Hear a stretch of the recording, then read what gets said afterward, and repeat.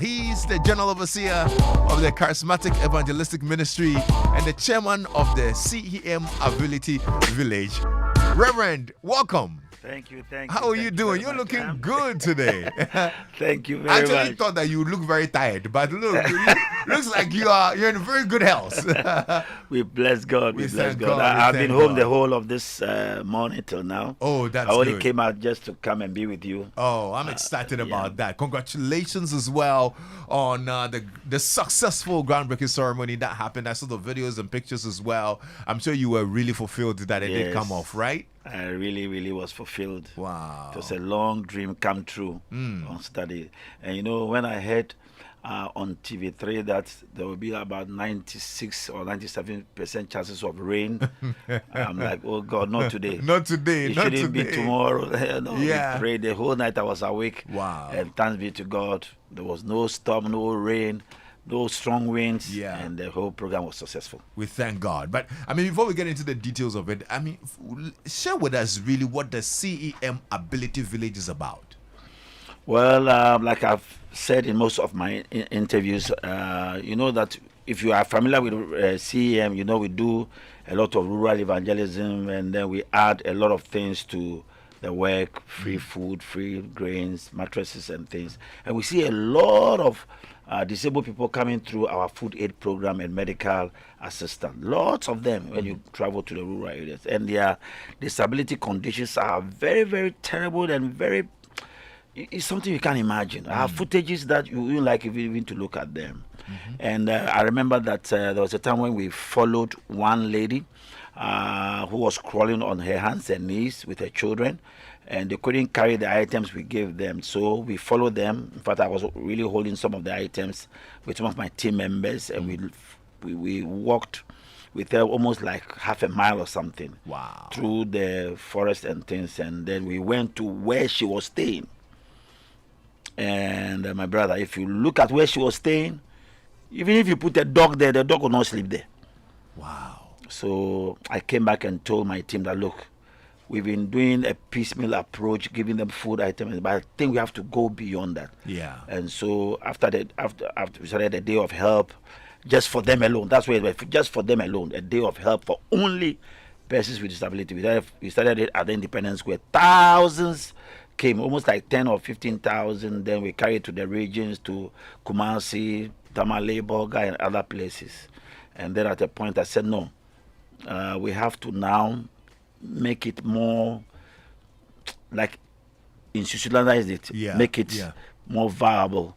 And so we came out with the CM Ability Village, where we want to get a place to build a home for them. There are a lot of homeless disabled people in our country. Homeless and very terrible, deplorable housing condition for disabled people. Even we who are able, look at some of the time the challenges we face looking for accommodation. Yeah. So you are looking at somebody who can't walk much, who can't talk much, who can't work, who can't sell, who can't buy, and we can't do so many things.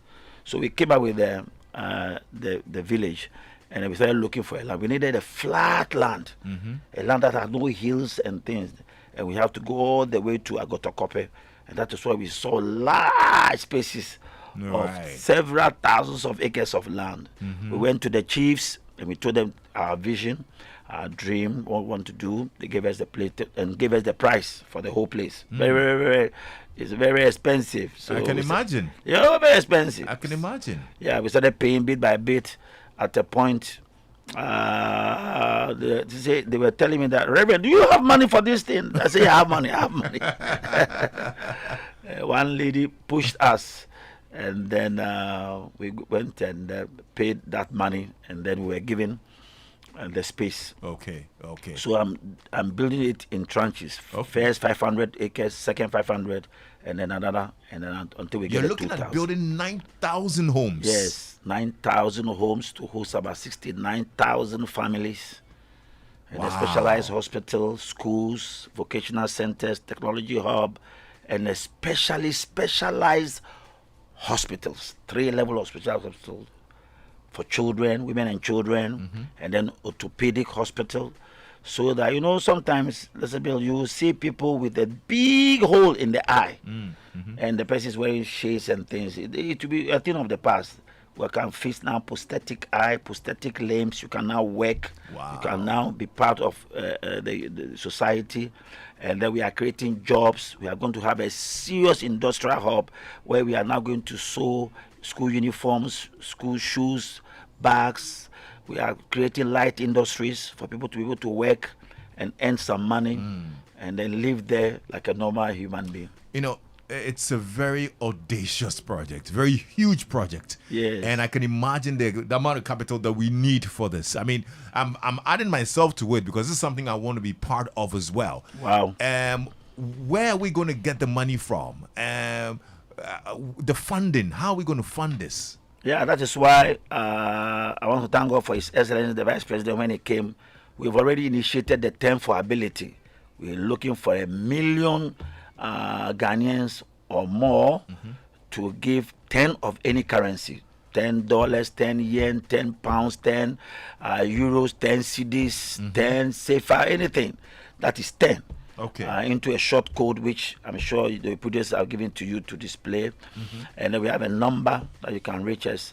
And plus, we are appealing to, and this is where I want to emphasize, we are appealing to organizations, corporate Ghana,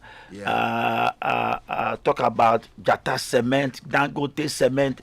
These cement companies should give me 10,000 bags of cement each to the project.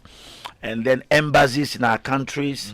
We have companies like K4, Antis Limited. These are iron rod companies. They should come and donate tons and tons of iron rods to the field. Banks, Fidelity Bank, Barclays Bank, or any of these banks should all come and build.